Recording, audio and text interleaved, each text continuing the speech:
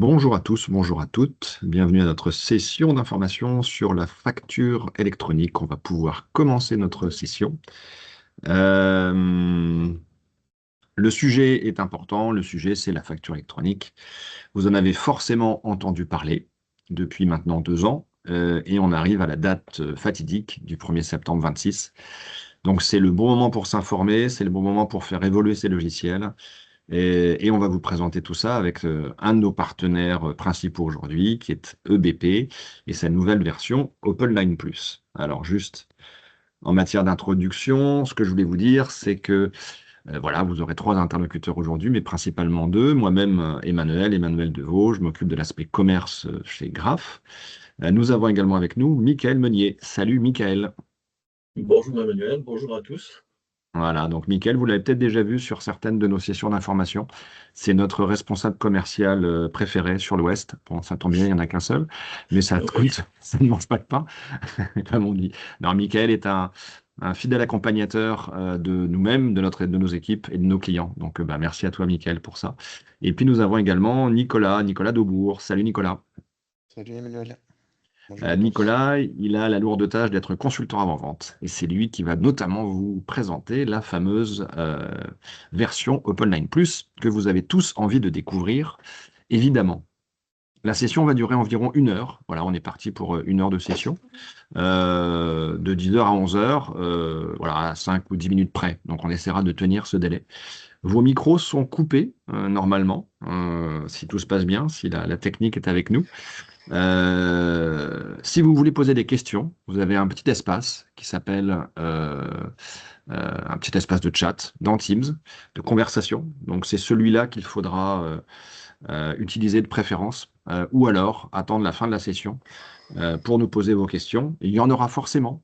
N'hésitez pas à poser des questions sur la facture électronique. Je sais que votre niveau d'information est très variable et c'est pas grave. On est là pour répondre à vos questions. Il n'y a pas de questions bêtes, il n'y a que des questions forcément intelligentes.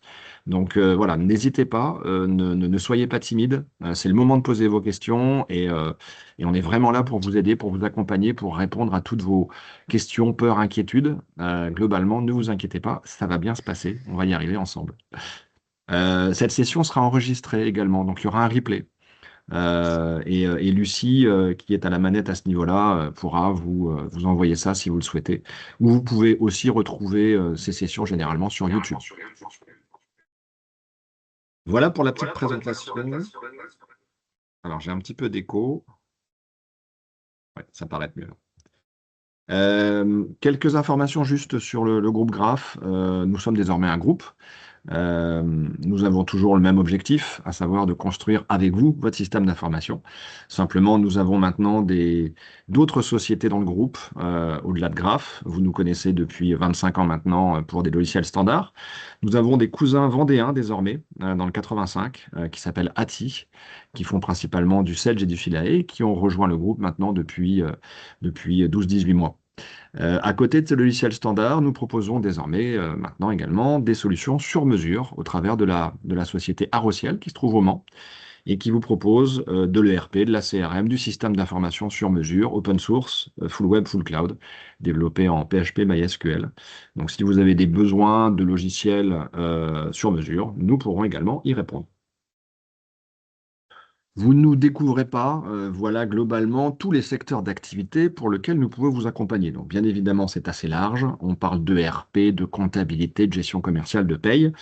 Mais vous nous connaissez aussi peut-être pour l'aspect décisionnel, pour la BI, ou bien pour des connecteurs, ou bien pour de la GED, de la mobilité, évidemment pour la notion de facture, et on va parler de facture électronique aujourd'hui, bien évidemment ça nous intéresse, sur tous les aspects légaux, mais voilà, c'était juste pour vous rappeler que nous pouvons être des interlocuteurs fiables et efficaces sur l'ensemble de ces domaines et de ces thématiques.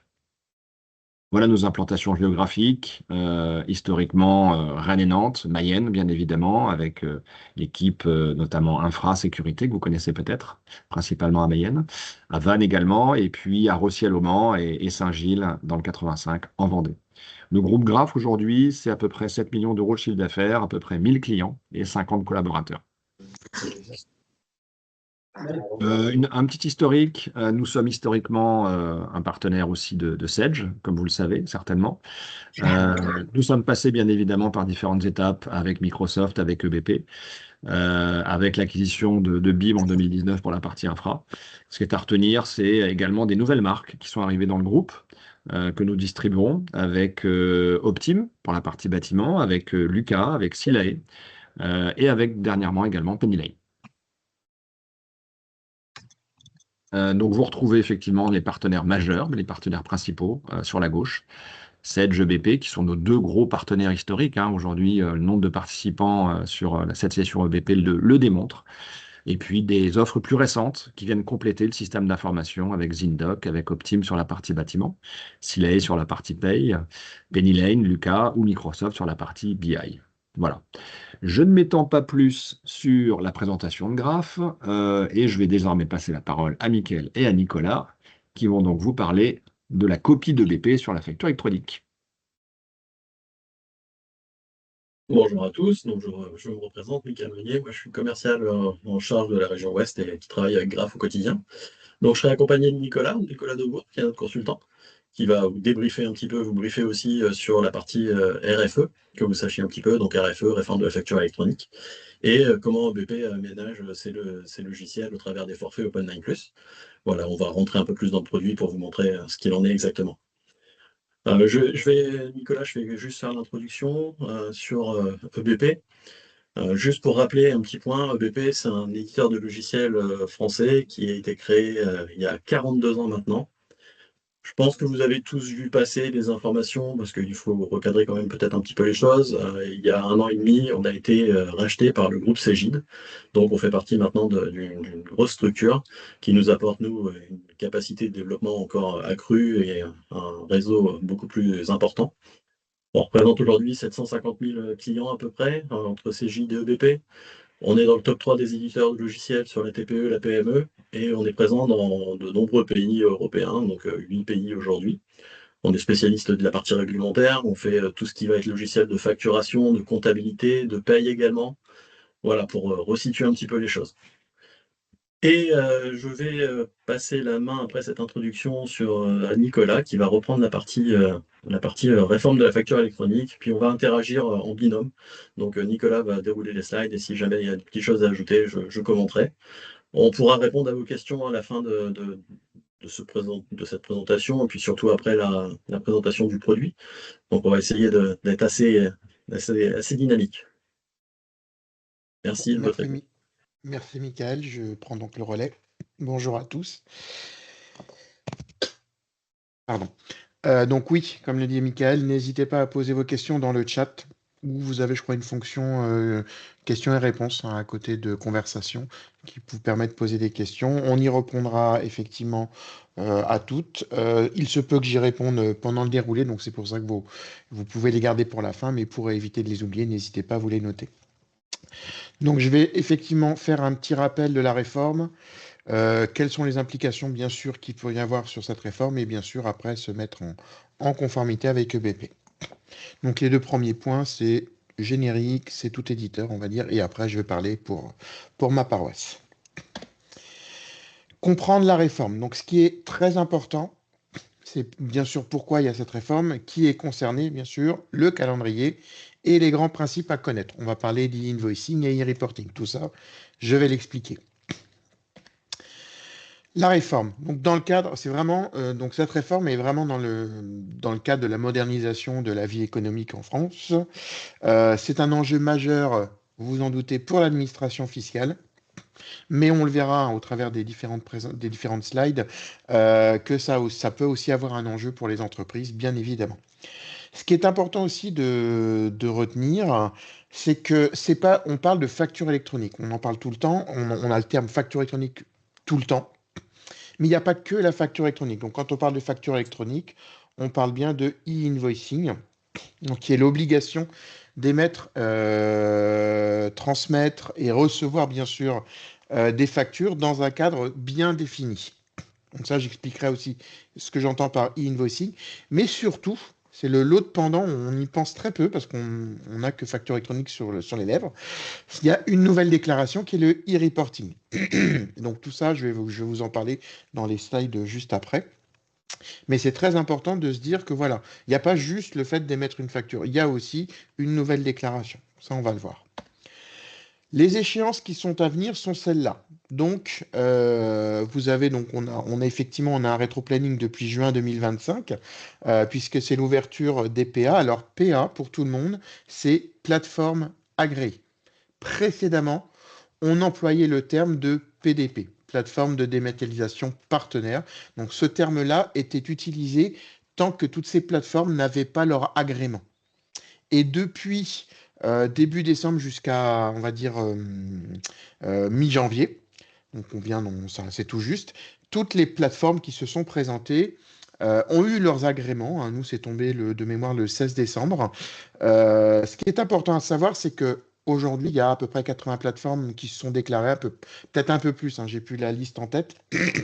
Et ces plateformes ont des agréments pour 3 ans. Donc c'est important de le savoir, parce que vous pouvez être sollicité aujourd'hui. Et vous avez tout le monde. Vous avez bien sûr des éditeurs comme BP, bien sûr, Sage, voilà. La plupart des éditeurs de logiciels, généralement, vont avoir leur plateforme, on en reparlera. Mais voilà, ce qui est important à savoir, c'est qu'effectivement, on était en phase pilote et donc dans les annuaires depuis le mois de juin-juillet. Et là, tout récemment, les derniers agréments sont tombés. Hein. Comme je vous l'ai dit, c'est mi-janvier, donc c'était hier. À partir de février, il y aura l'ouverture pilote, mais ça, c'est pour vous. Et tout à l'heure, Emmanuel en parlait, septembre 2026, c'est le début. Ce qui est important à savoir, c'est que vous avez une obligation, alors je ne pense pas me tromper en disant ça, c'est l'obligation à partir du 1er septembre 2026 d'avoir une plateforme, d'avoir choisi votre plateforme. Ça, c'est la chose que vous devez retenir, c'est que au 1er septembre, il faut que vous ayez une plateforme. Vous n'avez pas le choix. Parce qu'à partir de septembre 2026, la plupart des ET ou des grandes entreprises ont l'obligation d'émettre leurs factures sur ces plateformes. C'est-à-dire que vous ne recevrez plus vos factures par mail pour ces grands groupes, vous les recevrez au travers de la plateforme. On va le voir hein, tout au long de mes explications, mais voilà. Ce qu'il faut retenir, c'est que là, vous avez 9 mois pour choisir votre plateforme. Pensez bien que dans les 9 mois, il y a plein de choses à faire, on va en reparler pendant tout ça. Et enfin, votre obligation à vous aussi, ce sera qu'au 1er septembre 2027, cette fois-ci, vous soyez prêt pour émettre. Quand je dis émettre, c'est aussi bien la facture électronique que la nouvelle déclaration, le e-reporting. Donc voilà les grandes dates à retenir, c'est septembre 2026, il faut que j'ai ma plateforme, septembre 2027, il faut que je puisse émettre. C'est les points importants à retenir. Et on parle bien d'obligation. Si vous dites qu'au 1er janvier 2027, vous êtes prêt et que vous souhaitez émettre, vous aurez toute latitude pour le faire, toute possibilité. Mais l'obligation, la deadline, c'est septembre 2027. Normalement, il n'y aura plus de décalage. On a eu quelques décalages les années précédentes, mais voilà. Donc, comprendre le invoicing, donc ça tombe bien, je vais en parler maintenant, c'est vraiment le choix de dire j'envoie ma facture sur une plateforme. En fait, souvent on me dit, moi je fais déjà des factures électroniques. Non, j'envoie un PDF, c'est pas une facture électronique, c'est une facture numérique. Donc ça c'est important. Donc quand on dit fini le PDF, je vais revenir là-dessus parce que c'est pas complètement vrai. Mais voilà, en fait, quand on parle de facture électronique, on parle d'une facture structurée. Donc vous avez 3 formats qui existent. Vous avez 2 formats numériques techniques uniquement qui sont le C2I et l'UBL, qui sont 2 formats uniquement techniques. Et vous avez un format hybride, la plupart du temps c'est ce qu'on va utiliser, qui est le format FactureX. Le format FactureX, c'est quoi? C'est un PDF dans lequel on a encapsulé ce qu'on appelle les métadonnées, donc les données techniques du logiciel, pour que la machine et l'homme puissent lire ces données. C'est-à-dire le PDF, c'est pour moi en tant qu'humain que je puisse lire ce document, et le XML pour que ce soit la machine qui le lise. Ce qui est important aussi de savoir, c'est qu'il y a des mentions obligatoires qui viennent se rajouter. Donc il y a le sirène de votre client. Vous allez avoir également la nature de la transaction qui sera ou livraison de biens ou prestation de services. Vous aurez bien sûr l'adresse de livraison si elle est différente de l'adresse de facturation. On avait eu déjà le cas avec le siège il y a quelques années. Maintenant, on a en plus l'adresse de livraison. Et bien sûr, si vous êtes en TVA sur les débits, il faudra faire figurer cette mention sur vos documents. Donc, c'est des choses qu'il faut prendre en compte, qu'il faut vérifier que vous ayez bien. L'accompagnement avec Graph que vous avez est très important parce que eux aussi ont la connaissance et pourront donc de ce fait vous accompagner à juste titre. Et surtout, alors, fini le mode de transmission des factures. Il faudra bien sûr avoir recours à une plateforme. Alors, je précise parce que souvent j'ai la petite question qui arrive, c'est oui, mais tous les clients, moi j'ai des clients, c'est des entreprises. Donc ça, c'est la réforme de la facture électronique, c'est j'envoie une facture électronique par ma plateforme pour une entreprise française. Quand c'est des particuliers ou des clients étrangers, là, il n'y a pas de changement. On envoie par mail, ça ne change rien, puisque là, on ne va pas demander à un particulier d'avoir une plateforme. Je vais y revenir. Il y a la question par rapport aux sirettes, aux sirènes. Je vais y revenir. Donc tout ça, c'est des choses importantes à bien retenir. C'est j'échange avec une entreprise française, je l'envoie sur la plateforme. C'est un particulier ou une entreprise hors de France, je lui envoie par mail comme précédemment. Dans ce cas-là, on aura le e-reporting, puisque le e-reporting vient compléter la facture électronique. Comme vous l'avez compris, dans la facture électronique, ce n'est qu'à destination des entreprises françaises.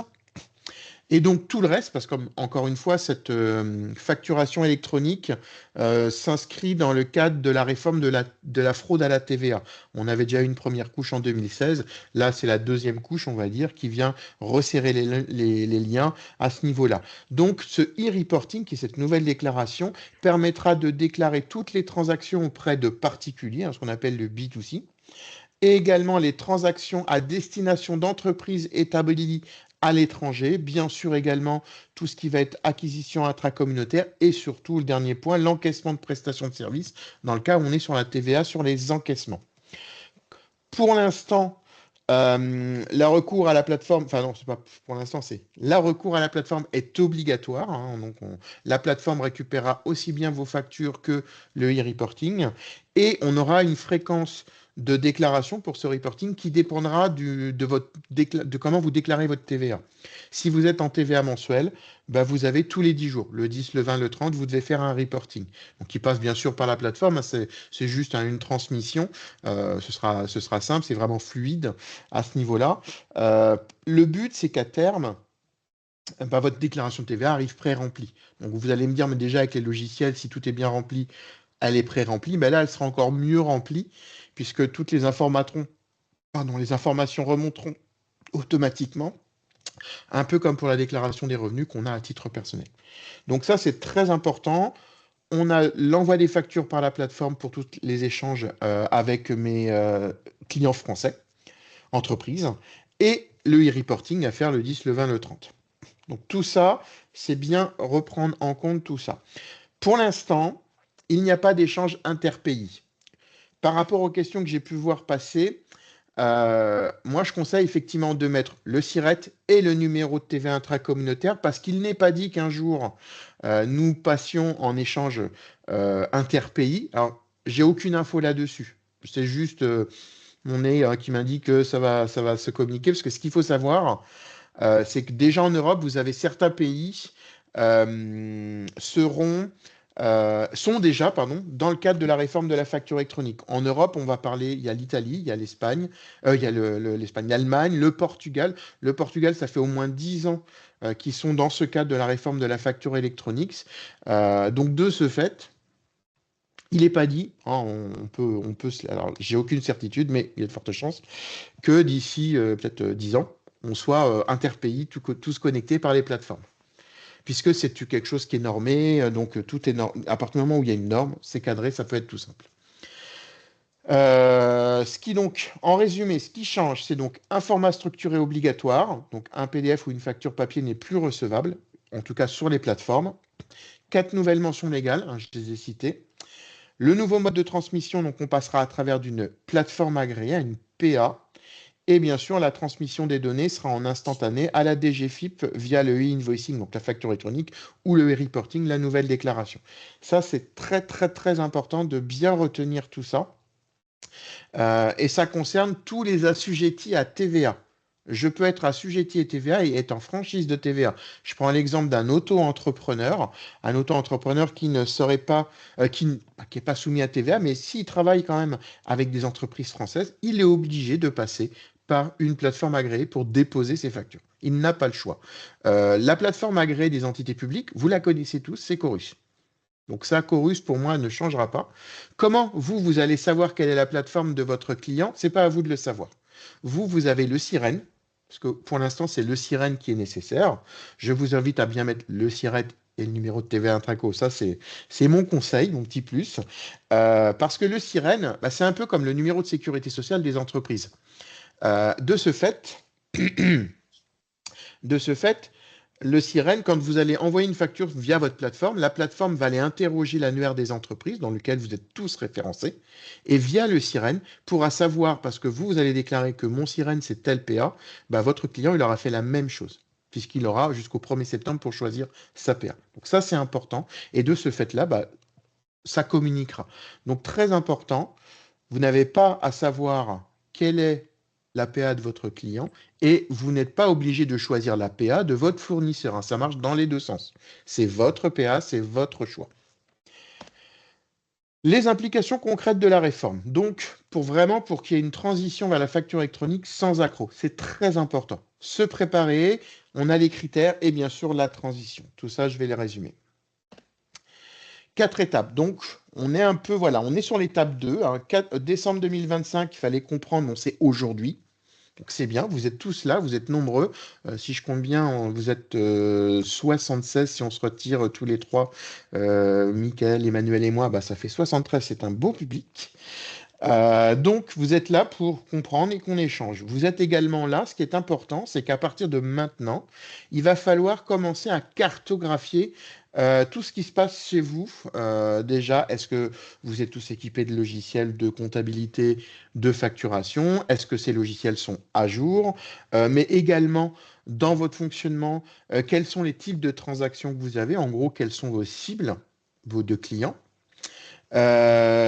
Aussi bien recenser tous vos process, parce que ce qui est important, c'est d'impliquer tout le monde dans votre entreprise. Alors, si vous êtes tout seul à facturer, ça va aller très vite. S'il y a un peu plus de monde, je prends l'exemple de BP où il y a beaucoup de monde, bah, c'est important d'impliquer tout le monde parce que c'est des obligations légales. On n'a pas le choix, on doit y passer. Et donc, il faut bien cibler tous ces process et voir si les process s'intègrent correctement dans cette nouvelle réforme. Choisissez bien sûr un prestataire adapté. Donc, vous avez un logiciel de facturation, de comptabilité. Ben, n'hésitez pas à choisir l'APA concernée par l'éditeur. Est-ce que vos logiciels, je le disais tout à l'heure, est-ce que vos logiciels sont à jour? Donc ça, c'est sur on va dire le premier trimestre. Vous aurez, bien sûr, vous avez votre plan d'accompagnement à élaborer pour être prêt pour septembre 2026 à commencer à recevoir. Donc là, il faut impliquer tout le monde, je vous disais tout à l'heure, vos équipes, mais également voir auprès de vos prestataires externes. Donc vous allez avoir Graph, vous avez aussi votre expert comptable, lui aussi rentre dans ce cadre-là. Et n'hésitez pas, voilà, à passer, même si vous êtes commencé après, à faire des tests, des phases pilotes, etc.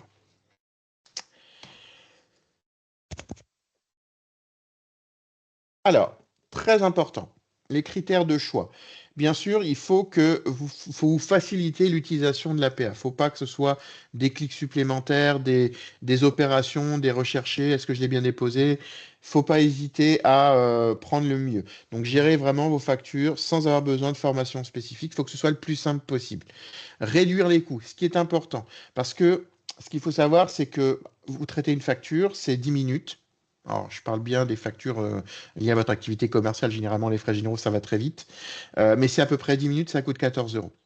Vous imaginez que vous avez 5000 factures par an, bah, ça fait beaucoup. Une fois que vous serez passé dans le cadre de la réforme de l'électronique, on sera plus à 1 à 2 minutes pour le traitement des documents et on va être aux alentours d'1,50 € par document. Donc, le coût est vite rentabilisé. L'accompagnement, donc ça, c'est bien, c'est de vous faire accompagner, notamment par Graph, aujourd'hui, pour tout préparer tout ça. Et surtout, faites-le en amont, n'attendez pas la dernière minute, puisque c'est comme tout. Si on s'y prend à la dernière minute, il y a ce qu'on appelle des goulets d'étranglement, et Graph ne pourra pas répondre à tout le monde si vous vous réveillez le 15 août. Sécurité, robustesse et surtout indépendance technologique. Donc, ce qui est important, c'est de bien choisir à la limite l'APA associée à votre logiciel parce que s'il y a des soucis d'interaction, on ne va pas se renvoyer la balle. Je prends mon exemple, je vais parler pour ma paroisse. Vous avez l'APA d'un autre éditeur et vous avez votre logiciel de gestion qui est EBP. Vous avez un souci, on pourrait dire, ah bah non, mais ça, il faut voir avec l'APA, ou l'APA dire, bah non, il faut voir avec EBP. Alors que si l'APA et le logiciel sont chez le même éditeur, bah c'est très simple. On va prendre le cas, Graph va le gérer, soit il va le gérer, soit il va nous contacter, et nous on va lui expliquer, on va corriger, on va expliquer ce qu'il y a à faire, ou lui dire ça va être corrigé. Donc c'est important de bien penser à ça. Et bien sûr, une compatibilité bien sûr avec vos outils, hein, c'est ce que je viens d'expliquer. Tout ça, tous ces critères-là, ces 5 critères sont importants. L'APA Cegid, nos avantages, donc bien sûr, c'est une garantie de conformité. Ce qui est important, c'est que tout sera, nous, c'est déjà intégré. C'est-à-dire que le Facturix, on se l'est généré depuis 2019. Je ne pense pas qu'on soit les seuls, mais en tout cas, c'est intégré depuis 2019. L'APA de Cegid, parce qu'on en parlait au tout début, hein, on fait partie du groupe Cegid. Donc l'APA de Cegid, elle existe au Portugal, donc comme j'expliquais, depuis 10 ans, et elle traite environ 227 millions de documents par an. C'est, on va dire, quelque chose qui a été éprouvé, hein, on peut le dire. Et on a effectivement l'indépendance technologique, c'est ce que j'expliquais tout à l'heure. On a eu notre agrément le 16 décembre et c'est inclus dans nos solutions directement. Gain et d'efficacité, bien sûr. Donc, tout sera intégré dans la solution sans couture. Ça, c'est vraiment le principe. On aura bien sûr l'automatisation des processus de e-reporting, hein, c'est ce que j'expliquais. La collecte des documents, ça on va le voir aussi, je vais vous montrer. Alors aujourd'hui, ça va être manuel parce que je n'ai pas de PA, mais demain, quand il y aura la PA, ce sera automatique. La simplicité, ça vous le verrez. Et bien sûr, un accompagnement sur mesure, ça c'est avec l'accompagnement de Graph. Ce qui est important, c'est que effectivement cette réforme, c'est une contrainte, mais moi je peux le voir comme une opportunité. C'est très très très simple. Ce qui est important, c'est que voilà, c'est une réforme qui est complexe, puisqu'il y a 3 formats, on en parlait, il y a des mentions légales, il y a des différents flux, il y a les obligations d'émission et de réception, il y a le e-reporting périodique, les statuts à gérer et à suivre, bien sûr multiples plateformes et des cas d'usage variables par métier, hein, tout ce qu'on va parler de auto-entrepreneurs, d'associations, tout ça c'est ce qu'on appelle des cas d'usage, même les DOM-TOM sont des cas d'usage parce que dans un cas comme dans l'autre, ils peuvent être concernés que par le reporting et pas le e-invoicing. Donc ça, c'est des choses à prendre en compte, mais qui sont gérées directement, correctement par les PA, parce que ça fait partie du cahier des charges. Mais il y a aussi des risques. C'est très important de savoir que vous avez des risques.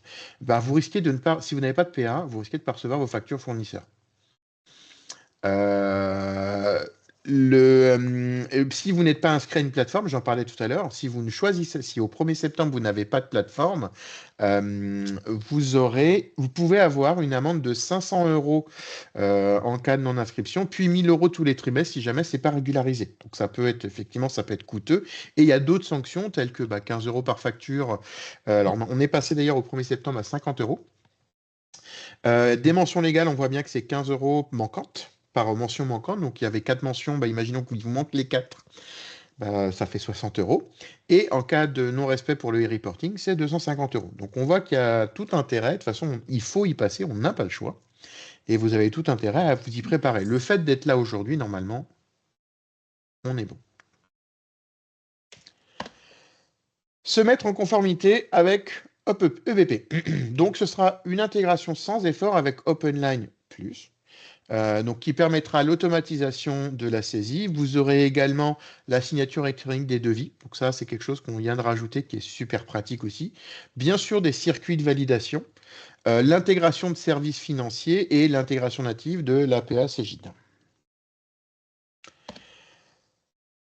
OpenN+, donc la nouvelle ère de nos solutions qui transforme l'obligation réglementaire en opportunité de gagner en efficacité et sérénité au quotidien. Voilà, je l'ai lu. Pas faire autre chose. C'est super simple, c'est super clair. Et donc, au niveau des nouveautés, donc on a une conformité sans effort. Pourquoi on dit ça? C'est parce que déjà, tous nos logiciels, quoi qu'il arrive, ils sont compatibles. facture électronique. On en fait déjà, on a l'expérience avec Chorus depuis 2019. Donc depuis 2019, on sait gérer du FactureX. Et là, on a depuis cette année avec OpenLine+, la liaison directe avec la PACJ qui va arriver. Une efficacité accrue parce qu'effectivement, il y aura beaucoup d'automatisation grâce à de l'IA. Qui est vraiment, il faut le prendre en mode apprentissage, un peu comme un enfant, on lui explique et il retient. Et bien sûr, une pérennité renforcée grâce à des pilotages de trésorerie en temps réel et bien sûr des services financiers intégrés. Donc ça, c'est bientôt. Je vais passer à la démo. Je vais Le me temps mettre... que Nicolas ouvre les Ouais. logiciels, moi, je vais rebondir rapidement pour répondre à une ou deux questions. On parle de PA Cégide. Alors, la PA Cégide, c'est la PA EBP, hein, pour être très clair. Initialement, nous, on n'avait pas prévu d'avoir de PA, mais comme on fait partie du groupe Cégide, on s'appuie sur la PA de Cégide. Donc, PA Cégide égale PA EBP. Il n'y a aucune différence. Nous, EBP et Cégide. Voilà.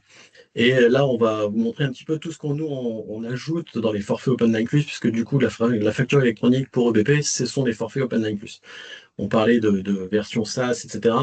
Faut comprendre en fait ce qu'on dit dans la version SaaS. Version SaaS, on a soit l'hébergement chez EBP, soit le fait que ce soit un abonnement. Et ça va être de l'abonnement. Et l'abonnement, en fait, va être évolutif. Là, ce que Nicolas va vous présenter, une fois que vous aurez l'abonnement OpenLine+, c'est quelque chose qui va se greffer, qui va s'agrémenter. Parce qu'il y a des choses qui vont arriver par la suite, comme tout le côté financier. On a de plus en plus de demandes autour des liens de paiement, autour des comptes pro, autour de choses comme ça. Tout ça, c'est des choses qui vont s'implémenter. Parce que du coup, je vais faire une petite aparté. On a chez Cégide racheté une société qui s'appelle Shine, qui est une néobanque, voilà, qui va nous apporter du service complémentaire qui seront intégrés dans les forfaits OpenLine+ à l'avenir. Donc miser aujourd'hui sur les forfaits OpenLine+, c'est miser aussi sur l'avenir et sur tout ce qui va se greffer petit à petit. Là, je vais laisser la place à Nicolas parce qu'il ne nous reste plus trop de temps, donc on va essayer d'être un peu plus efficace sur la partie produit pour qu'on puisse répondre à vos questions s'il y en a d'autres à la fin, mais je pense que Emmanuel répond au fur et à mesure. Nicolas, je te laisse la main. Merci, Mickaël. Donc, ce qui change au niveau du logiciel. Donc, vous voyez, déjà, je suis dans le logiciel, je ne suis pas ailleurs. Et là, actuellement, je vais vous montrer tout ce qui va changer par rapport aux achats. Ce qu'il faut savoir, c'est que concernant les ventes, ça reste assez simple. Là, aujourd'hui, je ne l'ai pas, mais parce que je n'ai pas encore l'APA. Mais demain, quand j'aurai l'APA, je prendrai ma facture. J'aurai soit via le clic droit, soit via le plus d'action. Et j'aurai une télétransmission comme on peut l'avoir pour Chorus. Alors là, je n'ai pas Chorus, mais j'aurais pu avoir la télétransmission Chorus. Donc, je l'aurai directement là. Concernant les achats, c'est plus simple. Les achats, je vais aller dans fournisseurs et achats. Je vais arriver sur un tableau de bord. Donc, on voit que là, c'est directement dans ma solution. Aujourd'hui, c'est moi qui vais les déposer. Je vais vous le montrer comment faire. Demain, les factures arriveront de manière automatique. Alors, je parle bien des factures françaises, de vos fournisseurs français. Un fournisseur étranger, il vous l'envoie par mail et rien ne vous empêchera de faire comme ce que je vais faire là maintenant, c'est de les importer. Donc, pour importer un document, je clique ici sur importer. Je vais aller chercher dans mon répertoire tous les documents. Je suis bien sur celui-là. Là, je vais prendre toutes ces factures, par exemple. Oui, c'est celui-là, c'est aussi, j'ai un doute. Et je fais ouvrir. À ce moment-là, il me les reprend ici. J'aurai un contrôle, bien sûr, de doublon. Je fais importer et donc là, automatiquement, mes factures s'importent. Et ce qui est bien, c'est que ça s'importe en tâche de fond. C'est-à-dire que je ne suis pas obligé d'attendre. Je peux vaquer à mes occupations. Je peux aller ici, revenir sur mon tableau de bord et dire, ah bah tiens, voilà les factures qui sont arrivées. Donc, vous voyez, j'en ai un certain nombre qui sont déjà arrivées. Et j'ai juste à venir cliquer là, je les retrouve ici. Et je vais retrouver mes différents fournisseurs. Donc, moi, j'ai des fournisseurs qui sont brillants, qui sont paillettes, pour lesquels je retrouve certaines informations. Et quand je viens cliquer ici, voilà, toutes mes factures, ça y est, sont arrivées. Elles sont toutes arrivées. Et après, je viens ici les traiter. Pour les traiter, c'est assez simple. Ce que j'ai importé ici, c'est du FactureX. J'aurais pu importer un PDF, j'aurais pu importer une image. Donc c'est vraiment très très simple. Si jamais il y en a qui sont équipés de bâtiments, ça fonctionnera de la même manière et vous aurez le même visuel. Donc le logiciel, comme là c'est du FactureX, il a reconnu certaines infos. Il a repris le nom de mon fournisseur, il a repris le numéro de facture, le type d'opération, ce dont je vous avais parlé. Alors, je n'ai pas de projet, pas d'affaires parce que je ne les ai pas remplis. Demain, on aura également la possibilité de rattacher la commande. Comme ça, dès que je reçois ma facture fournisseur, je viens ici en modification et j'aurai le champ, comme là j'ai le champ projet et affaires, bah, j'aurai le champ commande BL qui me permettra de le rattacher. Ça peut me permettre, si je gère mes stocks, bah, d'actualiser mes stocks. Une fois que ceci sera fait, je pourrai m'attarder aux détails, hein, toutes les lignes qui sont ici. Et donc là, de ce fait, je peux, si je le souhaite, ce n'est pas une obligation, mettre mon code article de ma bibliothèque. Et le fait de rattacher le code article, bah, de ce fait, automatiquement, mon stock va s'actualiser. C'est pour ça qu'en termes de colonne, on n'affiche que la quantité et le prix unitaire, puisque la quantité servira à actualiser le stock. Le prix unitaire permettra d'actualiser soit ma valeur de stock en intégrant ce prix d'achat et que ça fasse évoluer mon prix unitaire moyen pondéré, soit même d'actualiser le prix d'achat de mon fournisseur, tout simplement. Donc, on a toutes ces infos. Je ne suis pas obligé, hein, je pourrais dire, bah, moi, je le mets juste parce que je veux le rattacher à un projet et une affaire et que j'ai le coût qui va remonter dans mon coût réalisé. Et je pourrais même ici le renseigner bien plus tard. Et après, le logiciel reprend de par sa structure la part de TVA correspondante. Et s'il y avait des acomptes, des remises, tout ça serait repris. Une fois que tout ça est fait, bah, j'ai juste à faire. Alors, je peux faire enregistrer si j'ai fait des opérations mais que je n'ai pas fini. Et je peux ensuite faire intégrer. Et là, de ce fait, le fait d'intégrer la facture, bah, automatiquement, donc après, je passerai au document suivant. Je pourrais. Alors, je vais fermer. Voilà. Et mon document bah, disparaîtra au fur et à mesure que je vais les traiter. Donc, il est passé de à traiter, bien évidemment. Donc là, si je reviens dans mes filtres, je vais retrouver à traiter en cours, par exemple. Hop, je fais appliquer. Comme ça, je retrouve tous mes documents. Je vois tous ceux qui sont traités, qui sont à traiter. Je vois ceux qui seront passés en compta. Demain, j'aurai en plus le statut sur la plateforme. Donc, j'aurai même l'origine de la facture, si elle vient de la plateforme ou si c'est moi qui l'ai intégrée. Donc, j'aurai tout ce suivi-là directement, hein. On aura vraiment toutes les données, toutes les infos. On les retrouve ici directement. On aura également rapidement, je vais lancer la compta en parallèle. Autrement, c'est des choses que je voulais aussi vous indiquer. Ça, vous avez dû le voir depuis quelques années maintenant. On a des contrôles, c'est-à-dire que quand j'ouvre une facture, hop, il voudra, voilà. Vous avez ce statut-là, ce statut de conformité. On voit bien que celle-là n'est pas agréée, mais ça, ce n'est pas gênant dans mon cas pour l'instant. Demain, ça le sera. Parce qu'il me manque des infos. Donc ça, c'est très important de bien tout vérifier. On voit bien qu'ici, par exemple, c'est une vieille facture. Elle n'est pas conforme parce qu'il manque la catégorie d'opération. Autre chose importante dont je n'ai pas parlé, c'est le code unité. Vous avez aussi dans vos fiches unités, donc là je vais ouvrir une fiche unité d'un document sur lequel j'ai des unités, ce sera plus simple. Mais dans la fiche unité, ah, bon, c'est bien, je mets pas beaucoup d'unités, hein, comme quoi je suis pas top. Hop, tac, tac, tac. C'est pas grave, on va prendre une unité, on va aller là, on va aller là. Parce que ça, c'est important. Je pense qu'après, même Emmanuel reviendra vers vous. Vous avez dans les fiches unités un code. Ce code-là, le code UNEC, il est important. Donc, pensez bien à les vérifier. Donc, ça fait partie de la petite checklist à faire lorsque vous vous préparez à la facture électronique. C'est que vous avez ce code-là à vérifier directement. Donc ça, c'est important. Ça fait partie des choses à compléter. Dernière chose dans le logiciel, lorsque vous créez maintenant un client, quand vous faites ajouter, vous avez dû le voir, vous avez alors, ça ne va pas marcher sur celui-là, c'est pas grave. Vous avez, c'est pas grave, on va l'ajouter, vous allez voir. Vous avez maintenant l'annuaire des entreprises qui s'ouvre. Donc, dès que je crée un client, je vais préciser que c'est une entreprise ou une entité publique. Automatiquement, la fenêtre s'ouvre. Et si, par exemple, je vais chercher graphes, par exemple, je fais entrer, je vais retrouver tous les graphes. Et donc là, bah après, j'ai juste à compléter, choisir, enfin plutôt celui qu'il est. Si, alors, il y a beaucoup de graphes, on voit bien. Il y a moyen d'annuler, de préciser la recherche, hein, parce que là, il ne va pas m'afficher, s'il y en a 250, il n'affichera pas les 250. Il va afficher une petite sélection. Et le fait d'en choisir un, le logiciel remplit automatiquement l'immatriculation, donc le SIRET, la territorialité, le NAF, l'adresse du siège, si l'adresse qui est là n'est pas le siège. Donc on voit bien qu'on a les deux. Et donc à ce moment-là, toutes les infos sont reprises. C'est important d'avoir tout ça, puisque c'est des champs qui vont le devenir nécessaires. Hein, je vous en ai parlé pendant ma présentation. Donc très important. n'hésitez pas. Vous avez même la petite flèche là pour vos clients existants qui vous permet de checker rapidement si c'est bien les bonnes infos. Pourquoi je parle de checker? Parce que vous pouvez avoir un client historique dans votre activité que vous avez depuis très longtemps, qui a peut-être déménagé, qui vous a donné sa nouvelle adresse, mais qui n'a pas donné son nouveau SIRET. Parce que des fois, si on change par exemple de département, eh ben, le SIRET, il peut changer. Donc ça, c'est très important de checker tout ça, de vérifier qu'on a bien les bonnes infos. Parce que si jamais, au moment où vous êtes dans la réforme, vous envoyez une facture à un client pour lequel vous n'avez pas le bon sirène, eh ben, elle va être refusée. Elle va vous revenir directement dans le logiciel. Vous aurez un statut refusé parce que bah, justement, le sirène ne sera pas cohérent. Donc, c'est important. Là, on est sur la bonne période. On est, comme je vous l'ai dit, en avance de phase.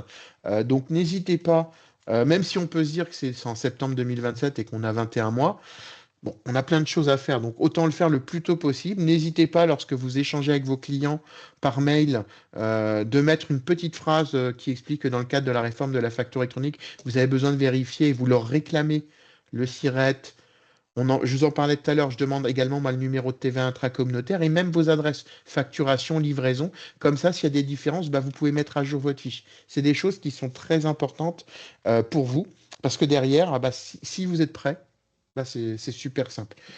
Euh, je sais plus ce que je voulais dire. J'ai déjà fait pas mal de choses sur la gestion. Sur le côté contrat, Pardon? juste montrer juste du côté de la compta. Pardon. Je t'entends Bon, très mal, Mick. oui, montrer au Connect Plus du côté compta, Ah, quoi. oui. Oui, c'est ça. Alors, côté compta, bah, vous avez un bouton qui est là directement sur l'écran d'accueil, automatisation. Et donc là, bah, même principe, on retrouve un peu, vous voyez la facture que j'ai saisie tout à l'heure, elle est déjà là.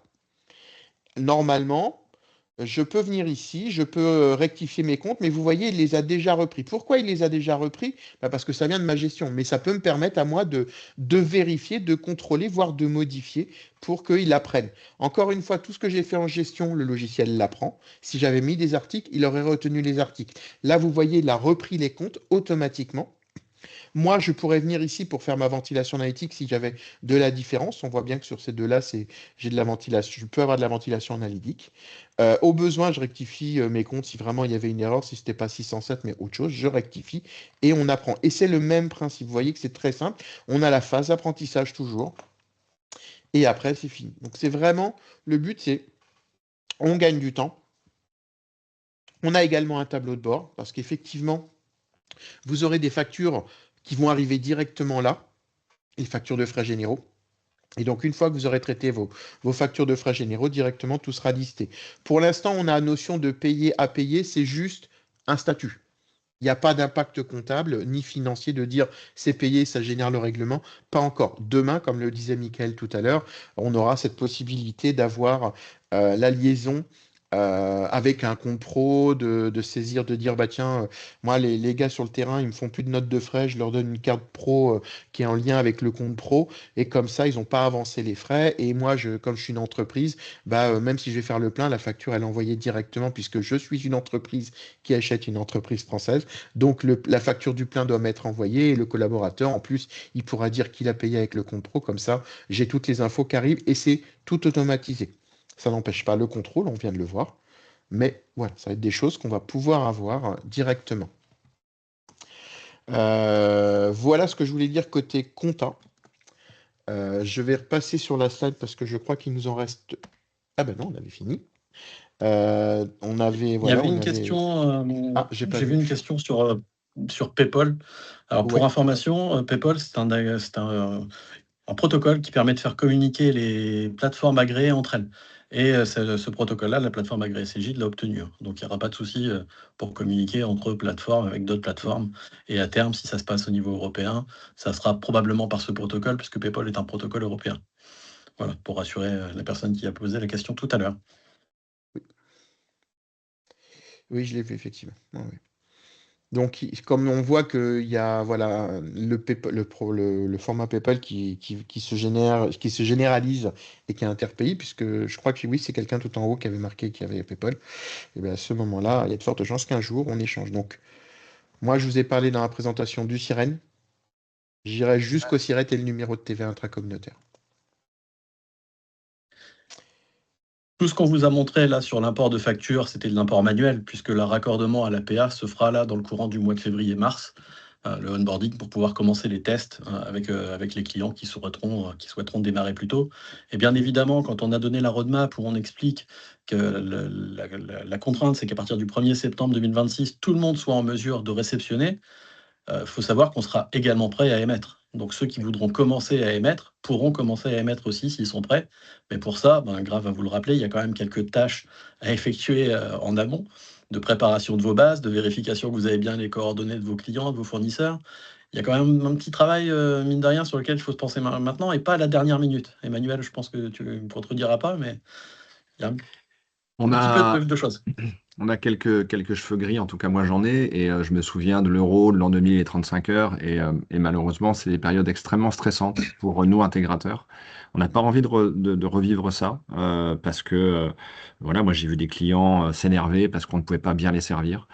Donc c'est vraiment ce qu'on veut éviter, et c'est pour ça qu'on a essayé de vous informer maintenant depuis plusieurs mois, voire depuis plusieurs années, hein, ça date de 2023, même si la réforme a été repoussée.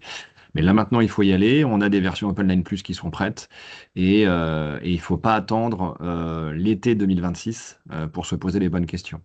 Donc, moi, ce que je vous engage à faire, bien évidemment, c'est de choisir une PA et de réfléchir à une PA le plus rapidement possible, de mettre à jour vos fichiers tiers, c'est très important. On a parlé de Sirène, on a parlé de TVA Intracom, on a parlé de code bancaire.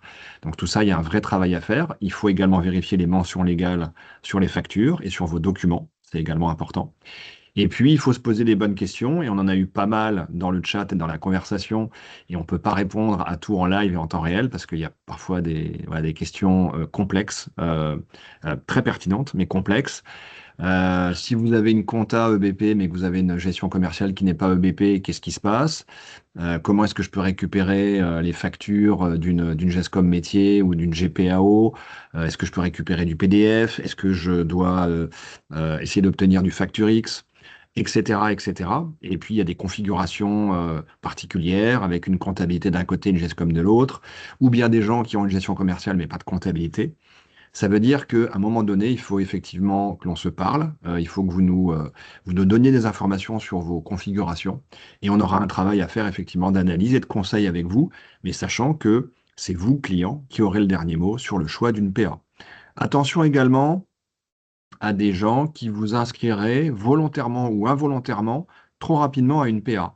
On a vu, pour pas les citer, des experts comptables ou des éditeurs, typiquement Conto, il suffisait de cocher une petite case à cocher en bas à droite d'un petit mail très rapidement et vous êtes automatiquement inscrit à une PA. C'est pas bon, c'est pas bien. Vous avez vu que s'inscrire à une PA, il y a du légal derrière, il y a une responsabilité, donc il faut pas faire n'importe quoi avec ça. C'est pour ça qu'il faut quand même aussi prendre le temps de la réflexion et choisir la bonne PA. L'idée pour nous, bien évidemment, vous l'aurez compris, c'est que si vous êtes équipé EBP, que ce soit en comptabilité ou en gestion commerciale, et si vous avez une PA EBP, on va dire by Cegid, tout ça va être intégré. Il n'y aura pas de ressaisie, il y aura pas de, ce sera sans couture. Et c'est ça le gros intérêt aujourd'hui de la PA EBP, c'est qu'il y a un lien direct entre la PA et EBP. Ça veut dire que vous allez pouvoir recevoir vos factures directement dans EBP, vous allez pouvoir les envoyer, mais vous allez aussi disposer de l'ensemble des statuts. N'oublions pas qu'il y a un cycle de vie de la facture, et ça, ce sont des informations qui sont extrêmement intéressantes pour savoir si une facture a été reçue, si elle est en litige, ou si elle va être payée, avec des statuts obligatoires et des statuts facultatifs. Donc tout ça, en fait, nous, on est effectivement d'avis que si vous avez un logiciel de comptabilité ou de gestion commerciale, ben, évidemment, naturellement, l'APA qui va s'imposer, ce sera celle de l'éditeur dont vous êtes équipé. Alors après, pour finaliser un petit peu tout ça, vous pouvez aussi avoir différents logiciels dans votre système d'information qui proposent de l'APA. C'est le cas de BP, mais c'est le cas aussi de Zindoc ou de Use ou des autres GED ou des dématérialisations. Là, il y a effectivement des choix à faire, une discussion à avoir sur les process que vous avez et sur la façon dont vous pourrez optimiser votre système d'information. Donc voilà, on est au début de la réflexion, mais c'est vraiment une réflexion qu'on vous engage à mener. Et on sera là, bien évidemment, pour vous accompagner. On pourra répondre notamment à toutes les questions autour de Zindoc, parce que je vois qu'il y a pas mal de questions sur ce sujet-là, on pourra bien évidemment prendre le temps d'y répondre. Voilà Des petites pour questions ça. sur les notes de frais. Pour info, les tickets d'essence, ce genre de choses, va pas forcément, vous n'avez pas la pompe ou la pompe qui va vous envoyer forcément une facture dématérialisée. Par contre, les tickets que vous allez recevoir, tout ça sera déclaré au travers du e-reporting. Donc, quand c'est pas d'envoi de facture électronique, ça sera au travers du e-reporting qu'il y aura une déclaration à intégrer. C'est ça. Pour faire simple, hein, n'oubliez pas les deux process, le e-invoicing, j'envoie et je reçois des factures, et au milieu, l'État se sert sur la TVA. Tout ce qui est en dehors de ce invoicing, c'est du e-reporting. Donc, c'est je facture des particuliers, pardon. J'interagis avec des pays tiers où je fais de la TVA sur les encaissements. La fameuse TVA sur les encaissements, celle-là, il y a une notion de date de règlement qui importe. Et pour rappel, la date de règlement, elle est plutôt dans le RP, typiquement dans la comptabilité ou dans la gestion commerciale chez EBP, mais c'est bien dans le RP qu'elle est. Donc, lorsque vous aurez à gérer du e-reporting, forcément, si vous avez une PA qui est en lien avec votre RP, ce sera forcément beaucoup plus simple. Voilà, ça c'est encore un élément important et dans lequel on pourra vous accompagner dans les semaines qui viennent. Il y a une question aussi par rapport à l'autoliquidation de TVA. Ce qu'il faut savoir, c'est que dans cette réforme, il y a des mentions, il y a des notions, on va dire, d'exonération de TVA. Je vais le montrer très rapidement dans ma gestion commerciale. En fait, quand vous êtes dans une facture, je vais le montrer, hein, vous avez des motifs d'exonération. Bon, je ne vais pas prendre celle-là, c'est pas grave. Vous avez des motifs d'exonération que vous aurez listés dans votre entreprise, mais vous les retrouvez ici.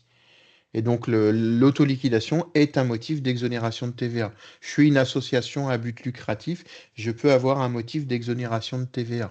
Voilà, il y a un certain nombre de choses que vous allez définir, comme les mentions légales dont je vous ai parlé qui vont être obligatoires.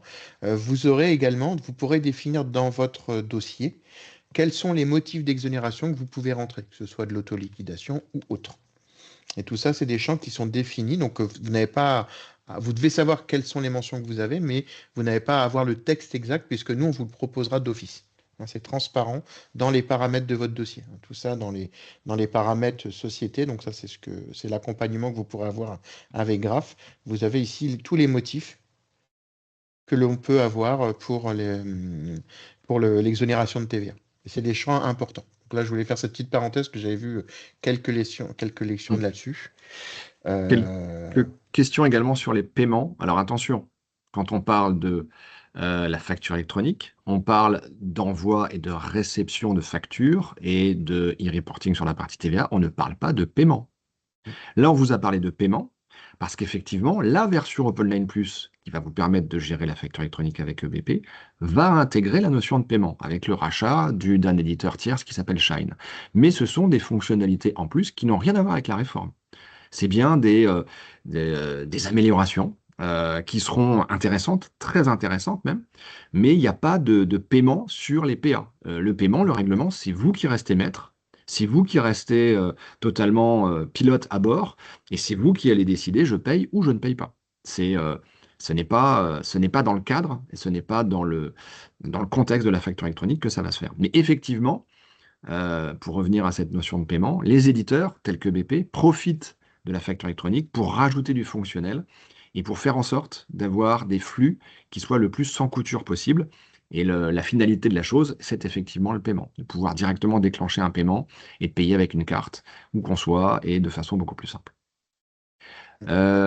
J'ai vu également une question sur le e-reporting. Le e-reporting sera obligatoire à partir de septembre 27.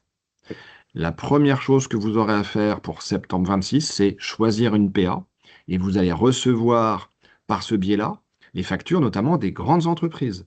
Orange, Veolia, EDF, tout ça, ça passera par la PA. Mais attention, moi je suis Graph, demain je facture un client, donc je suis Graph, je vais transmettre ma facture à ma PA. La PA de Graph va communiquer avec la PA du client et la PA du client va descendre la facture chez le client. Ça, c'est si je fais le choix de la facture électronique à partir de septembre 26. Mais moi, en tant que Graph, je n'ai pas l'obligation d'émettre à partir de septembre 26. J'aurai l'obligation à partir de septembre 27. D'accord? Donc, en septembre 26, vous allez recevoir des factures via votre PA, mais vous continuerez aussi à recevoir des factures en PDF, par mail, depuis les petites entreprises, en fait, depuis vous également, quoi. Au Donc, rythme où vos fournisseurs évolueront et se rentreront dans la réforme, en fait, hein. exactement. Donc, il va y avoir une période transitoire dans laquelle il y aura effectivement des formats à gérer avec différents types d'informations, soit sur une PA, soit comme vous l'avez aujourd'hui. On nous pose une question sur le stockage des factures. Donc, les factures sont stockées sur la plateforme agréée. Ça viendra pas agrémenter, alourdir votre base de données que vous avez sur vos postes aujourd'hui. Voilà, ce sera vraiment stocké sur la plateforme agréée de Cegid. Alors, on parle de stockage, on ne parle pas réellement d'archivage, et notamment voilà, pas d'archivage à valeur probante. c'est un archivage de 10 ans, mais pas à valeur probante. C'est pas obligatoire dans la réforme. Les PA n'ont pas vocation à archiver à valeur probante l'ensemble de vos documents. Donc là, la question effectivement qu'il faudra se poser, c'est où souhaitez-vous archiver vos documents avec la notion d'archivage à valeur probante ou pas. C'est pour ça que toutes les questions autour de Zindoc, Emmanuel va revenir vers vous, parce que là, c'est pas de notre ressort, malheureusement. On va en terminer là. Je voulais juste également vous faire passer le message qu'il faudra nous laisser un tout petit peu de temps pour monter le replay avec Lucie. Je sais que beaucoup d'entre vous nous ont demandé la présentation ou le replay de cette session d'information extrêmement importante. Donc, on va prendre le temps de bien la monter et de bien faire en sorte qu'elle soit la plus claire possible. Et puis ensuite, vous pouvez la retrouver assez facilement, soit sur YouTube, soit sur nos réseaux sociaux, où on pourra également vous les faire parvenir si vous le souhaitez.